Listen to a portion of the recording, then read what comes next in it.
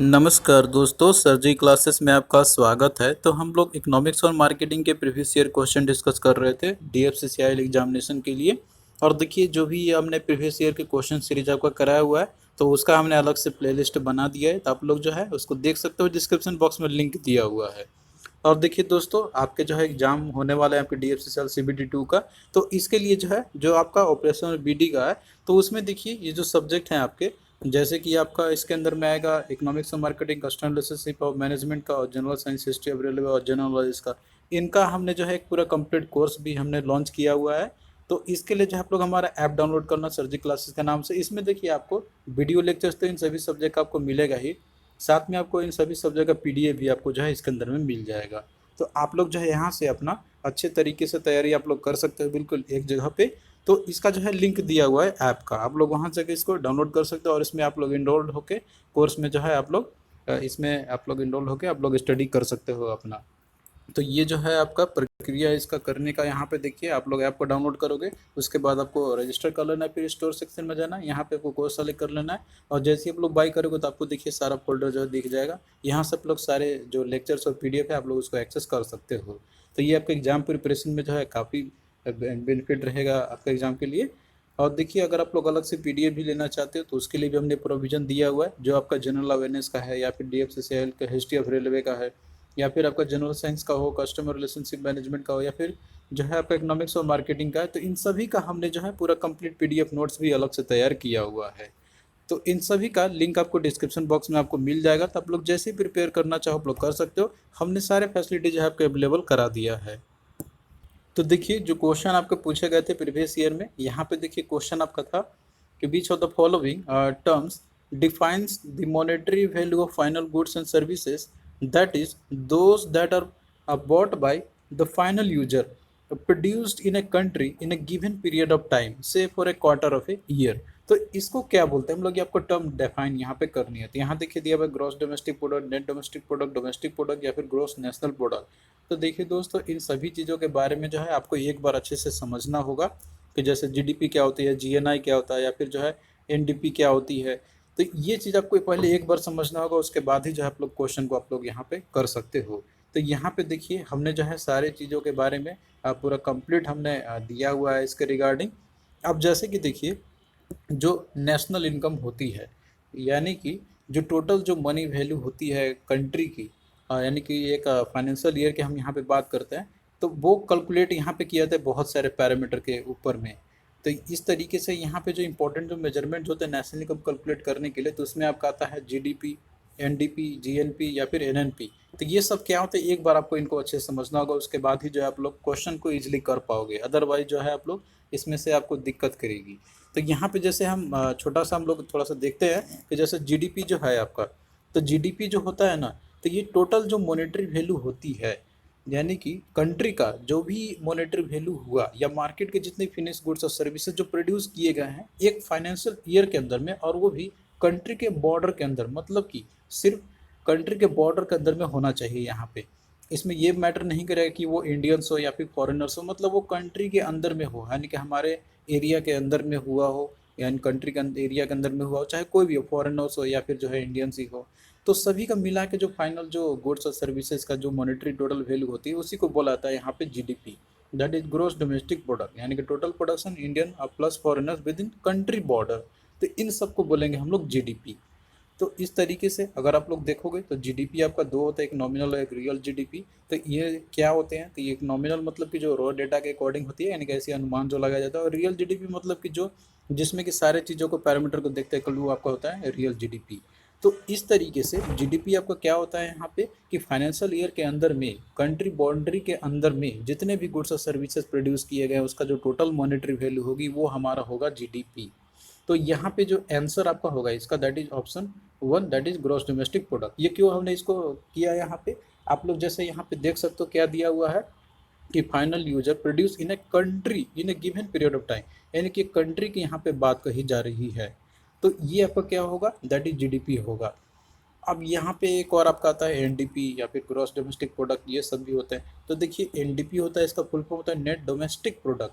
तो ये होता है आपका total production with in boundary of India subtracting the depreciation. Depreciation मतलब होता है यहाँ पर आपका वियर एंड टियर, जैसे कैपिटल गुड्स जो मशीनरी लगाते हैं लोग उसमें वियर एंड टियर जो होती है, तो उसमें जो हमारा खर्चा जो होता है उसको अगर हम माइनस कर दें जीडीपी में से तो वो मेरा बन जाएगा that is NDP, net domestic product. तो ये जो होता है आपका जीडीपी डिप्रिसिएशन करने के बाद आती है। एक आपका होता है ग्रॉस नेशनल प्रोडक्ट। तो ग्रॉस नेशनल प्रोडक्ट हमारा क्या है, टोटल एस्टिमेट वैल्यू होता है हमारा फाइनल गुड्स और सर्विसेज जो भी पीरियड ऑफ 1 ईयर के अंदर फाइनेंशियल ईयर के अंदर में जो होती है यहाँ पे। लेकिन ये सिर्फ कंट्री रेसिडेंट के द्वारा जो किए थे उनको ही कैलकुलेट किया था है जीएनपी के अंदर में, यानी कि ग्रॉस नेशनल प्रोडक्ट। नेशनल नाम से ही मतलब आ गया कि ओनली इंडियंस, वो चाहे कहीं भी हो, कंट्री के अंदर में हो या फिर कंट्री के बाहर हो, लेकिन वो इंडियंस होने चाहिए। तो उनका जो कंट्रीब्यूशन रहा होगा वो आएगा यहाँ पे जीएनपी के अंदर में। इसमें फॉरेनर्स को इंक्लूड नहीं किया जाता है, जो हमारे कंट्री में रह के हमारे बाउंड्री में रह के वो कर रहे हैं उनको काउंट नहीं किया जाता है जीएनपी के अंदर में। तो ये चीज़ आपको यहाँ पे समझना होगा। तो इस तरीके से आपको देखना होगा, उसके अकॉर्डिंग आपको डेफिनेशन में मार्क करने होंगे। हालांकि आपको पूरा डिटेल में एक बार अच्छे से समझना होगा, उसके बाद आपको क्लियरिटी सारा हो जाएगा। और एक आपका होता है that is NNP, net national product. तो बस कुछ नहीं, जो आपका जीएनपी आया था इसी में से डिप्रिसिएशन माइनस कर दो तो आपका निकल जाएगा एनएनपी। फिर उसके बाद इसमें कुछ इंपॉर्टेंट फैक्टर्स होते हैं आपके, फैक्टर कॉस्ट, मार्केट कॉस्ट, ये सब क्या होते हैं। तो ये सब भी आपको एक बार अच्छे से समझना होगा, उसके बाद आप लोग क्वेश्चन को इजीली कर लोगे। तो यहाँ पे जैसे दिया था आपका प्रोड्यूस इन कंट्री, यहाँ पे दिया हुआ आपका कंट्री के दिया हुआ है यहाँ पर फाइनल यूजर के द्वारा। तो कंट्री के अंदर की बात कही जा रही है, तो इसका मतलब है आपका कि ये सिर्फ जीडीपी की बात कही जा रही है, वो चाहे फॉरेनर्स हो या फिर इंडियंस हो। तो आई होप कि अब ये चीज़ आपको समझ में यहाँ पे आ गया होगा, क्योंकि देखिए दोस्तों आपको कॉन्सेप्ट पे ध्यान देना है आपको। और ये सारा चीज़ हमने देखिए पीडीएफ में दिया हुआ है, यहाँ पे पूरा डिटेल में समझाना पॉसिबल तो नहीं है, लेकिन अगर एक बार आप लोग देख लोगे इन सभी को तो फिर जो है आपको दिक्कत नहीं होगी क्वेश्चन को करने में। ऐसे आप लोग कितना भी रटोगे तो उससे कोई फ़ायदा होने वाला नहीं है। तो यहाँ पे देखिए नेक्स्ट क्वेश्चन जो पूछा गया था आपसे यहाँ पे कि who among the following estimates the national income in India, यानी कि जो नेशनल इनकम है तो ये किसने जो एस्टिमेट किया था इसका। तो देखिए इंडिया की बात करते हैं हम लोग, तो जो नेशनल इनकम का जो एस्टिमेट जो होती है ना, तो ये जो है सेंट्रल स्टैटिस्टिक्स ऑर्गेनाइजेशन के द्वारा ये प्रिपेयर किए जाते हैं, यानी कि सीएसओ के द्वारा ये किए जाते हैं। यानी कि हर एक साल जो है ये एक वाइट पेपर में इनको इशू किया था नेशनल इनकम एस्टिमेट्स। तो ये किसके द्वारा किया जाता है, यहाँ पे देखिए ऑप्शन में दिया planning commission, reserve bank of India, national development council या फिर सेंट्रल स्टैटिस्टिकल ऑर्गेनाइजेशन। तो ऑप्शन डी यहाँ पे आपका करेक्ट आंसर इसका हो जाएगा। नेक्स्ट देखिए दिया हुआ है कि which of the following is not taken into account to estimate the national income, यानी कि इनमें से किसे जो है अकाउंट में नहीं लिया जाता है नेशनल इनकम को एस्टिमेट करने के लिए। तो देखिए दोस्तों यहाँ पे आप एक बार देखोगे आप लोग, जैसे नेशनल इनकम जो हमारा होता है तो वो कैसे निकालते हैं हम लोग। तो देखिए नेशनल इनकम जो हमारा होता है तो ये होता है net national product at factor cost, यानी कि एनएनपी एट फैक्टर कॉस्ट। तो एनएनपी के बारे में आपको ऑलरेडी हमने बताया हुआ है कि नेट नेशनल प्रोडक्ट जो कि आपका ये जीएनपी से डिप्रिसिएशन निकालने के बाद आते हैं। और ये फैक्टर कॉस्ट आपका होता है total cost involve in producing the product, यानी कि cost on land labour capital, और इसमें इनडायरेक्ट टैक्स एक्सक्लूड कर देते हैं, सब्सिडी को इंक्लूड कर देते हैं। तो ये होता है बनता आपका नेशनल इनकम। अब देखिए जब नेशनल इनकम जब बनता है ना, तो उसमें से कुछ ऐसे चीज़ें होते हैं कि जो कि हमको इंक्लूड नहीं करनी पड़ती है। तो वो कौन कौन सा चीज़ है आइटम जो इंक्लूड नहीं होता, तो यहाँ पे देखिए आपका दिया हुआ है, आप लोग एक बार इसको भी देख लेना। यहाँ पे जैसे कि दिया हुआ है आपका कि जैसे जो इनपुट जो होते हैं, यानी कि जो इंटरमीडिएटरी जो कंजप्शन जो होते हैं इनको इंक्लूड नहीं किया जाता है। अगला आपका है कि जैसे पेमेंट का ट्रांसफ़र हुआ होगा, यूनिलेटरल पेमेंट हुए होंगे, इनको भी काउंट नहीं किया जाता है। इसके अलावा जो ओल्ड गुड्स जो होते हैं इसको भी काउंट नहीं करते हैं हम लोग। इसके अलावा जो शेयर बॉन्ड और स्टॉक एक्सचेंज में जो होते हैं तो उनको भी नहीं किया जाता। ब्लैक मनी को भी काउंट नहीं किया जाता है क्योंकि इनका कोई हिसाब होता नहीं है। इसके अलावा जैसे कोई गेम पजल या फिर अपने लॉटरी से जीता हुआ वो भी इसमें इंक्लूड नहीं होती है। इसके अलावा जो हाउस होल्ड सर्विसेज जो हम लोग देते हैं या फिर जो हाउस वाइफ देती है उसको भी इसमें काउंट नहीं किया जाता है, भले वो कितना ही मेहनत कर ले, उनका जो नेशनल इनकम में कंट्रीब्यूशन नहीं काउंट होती है। तो ये जो है आपके कि जो इंक्लूड नहीं होते नेशनल इनकम। आप देखिए ऑप्शन में आपका यहाँ पे क्या क्या दिया हुआ उसके अकॉर्डिंग आपको जो है करने होंगे। यहाँ पे दिया हुआ एक services of A personal secretary, तो देखिए पर्सनल सेक्रेटरी का सर्विसेज तो काउंट किया ही जाएगा। अगला आपका है services of a house wife, तो देखिए जो हाउस वाइफ जो होती है उसका सर्विस केवल एक हाउस होल्ड से ही सीमित होती है उसकी। तो ये इनका सर्विसेज जो है ना, तो ये जैसे कि काउंट नहीं किया जाता है नेशनल इनकम के कंट्रीब्यूशन में। तो इस तरीके से यहाँ पे 2 आपका आंसर हो जाएगा। लेकिन आप और भी देख लो यहाँ पे और क्या क्या दिया हुआ है, जैसे services of A car driver. देखिए जो कार ड्राइवर जो होता है ना, तो ये एक तरीके से सर्विस ही देता है, क्योंकि जब वो ड्राइवरिंग कर रहा है किसी का तो उसको पेमेंट तो मिलते ही होगी। तो इस केस में उसका भी जो मिल रहा है यहाँ पे मॉनेटरी वैल्यू वो भी काउंट किया जाएगा। अगला आपका है कि services of a tourist guide. तो देखिए टूरिस्ट गाइड भी होता है तो ये भी अर्निंग करता है, जैसे गाइड करता है तो आप उसको पैसे देते हो, तो उसका भी जो सर्विस है, जो मॉनेटरी वैल्यू जो भी उसे जनरेट हो रहा है यहाँ पे, तो वो भी नेशनल इनकम में काउंट किया जाता है। लेकिन इसमें आपको दिया था services of a house wife, तो ये काउंट नहीं किया जाए क्योंकि यहाँ पे इन सभी लिस्ट में से आपका आ रहा है। और क्या क्या हो सकते हैं तो यहाँ पे सभी दिया हुआ है, आप लोग याद कर लेना। अगर इनमें से कोई भी आपका जैसे ब्लैक मनी का आ गया या फिर विनिंग फ्रॉम लॉटरी आ गया तो ये भी इंक्लूड नहीं किया जाएगा इसके अंदर में। तो आई होप कि अब ये चीज़ आपको क्लियरिटी यहाँ पे हो गया होगा।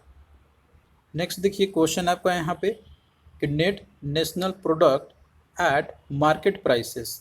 तो इसमें देखिए दिया हुआ है कि आपका यहाँ पे कि जैसे इनडायरेक्ट टैक्सेस है आपका, तो ये अगर माइनस हम लोग ब्रैकेट ओपन करेंगे तो ये माइनस आपका आएगा और ये जो है आपका सब्सिडी इसमें ऐड हो जाएगा, तो ये क्या आपका बनेगा।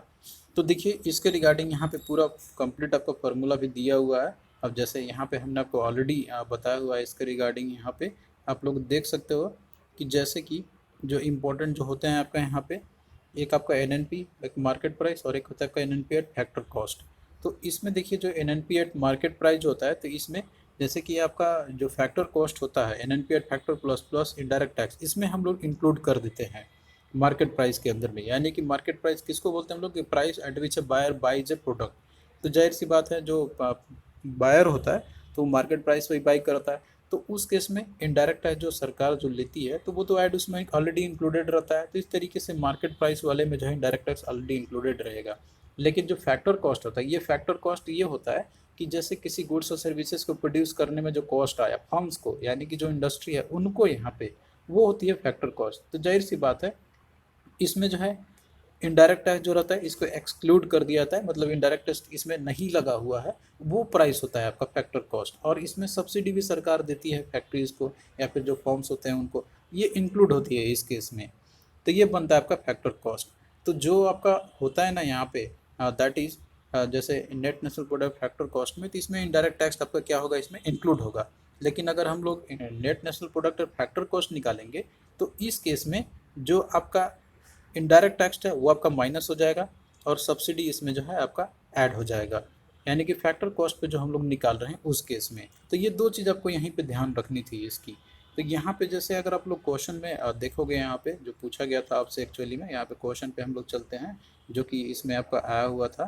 तो यहाँ पे जैसे कि देखिए आपका क्या था, इसमें क्वेश्चन था कि net national product at the market price minus, अब यहाँ पे देखिए जब आप खोलेंगे यहाँ पे ब्रैकेट को हम लोग, तो ये आपका minus indirect tax plus subsidy यहाँ पे आपका आ जाएगा जब आप लोग इसको करोगे। तो देखिए ये जो फार्मूला बनता है ना आपका, तो ये नेशनल इनकम का ही आपका होता है, जो कि हमने आपको अभी थोड़ी देर पहले बताया था।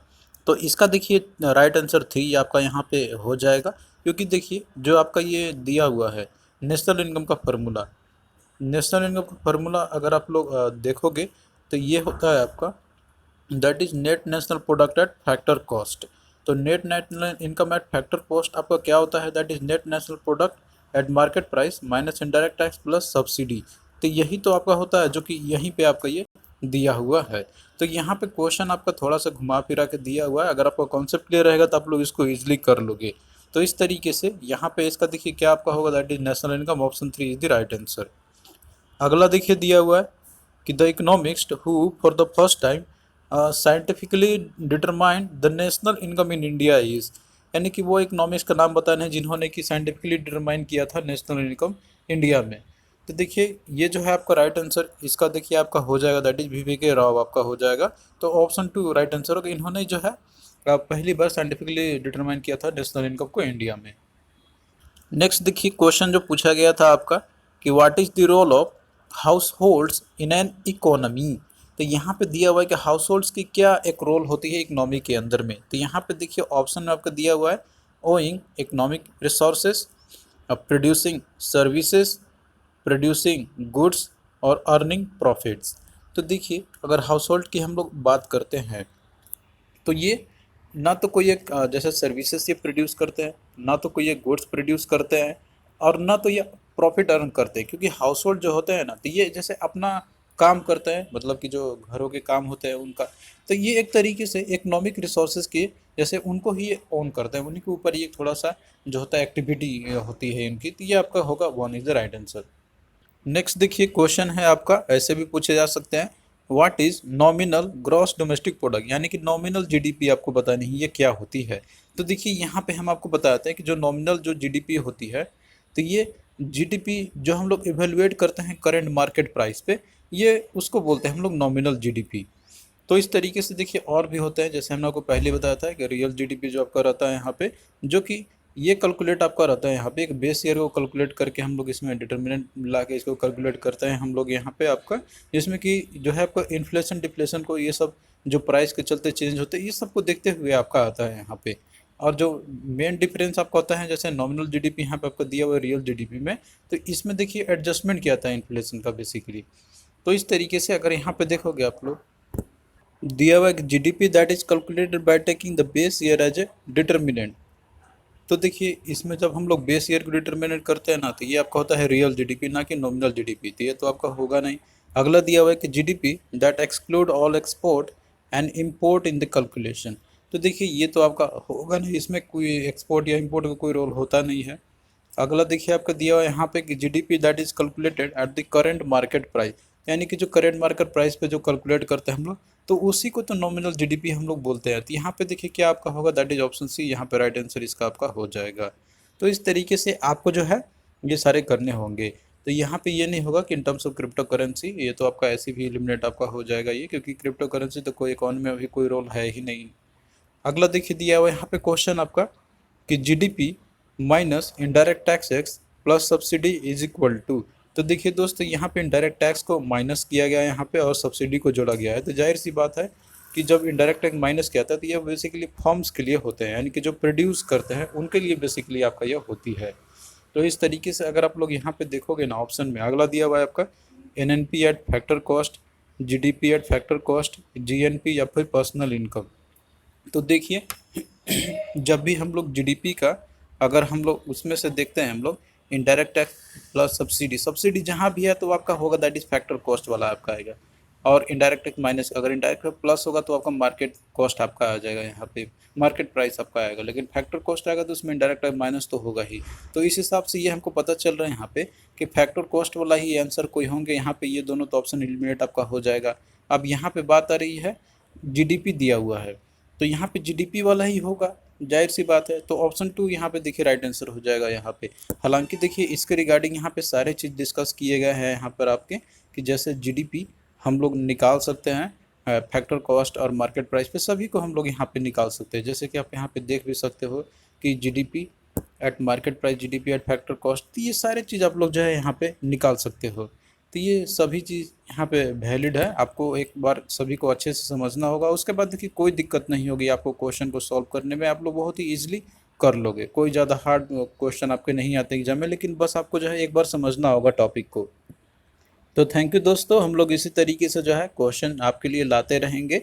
और देखिए जो पीडीएफ हमने आपको प्रोवाइड किया हुआ है या जो कोर्स हमने आपको प्रोवाइड किया हुआ है, तो उसका लिंक आपको डिस्क्रिप्शन बॉक्स में मिल जाएंगे। आप लोग वहाँ जाकर जो है उसमें आप लोग इनरोल हो सकते हैं, फिर पीडीएफ भी बाय आप लोग कर सकते हो। तो आप लोग अपना अच्छे से तैयारी आप लोग कर सकते हो। तो चलिए मिलते हैं फिर नेक्स्ट वीडियो में।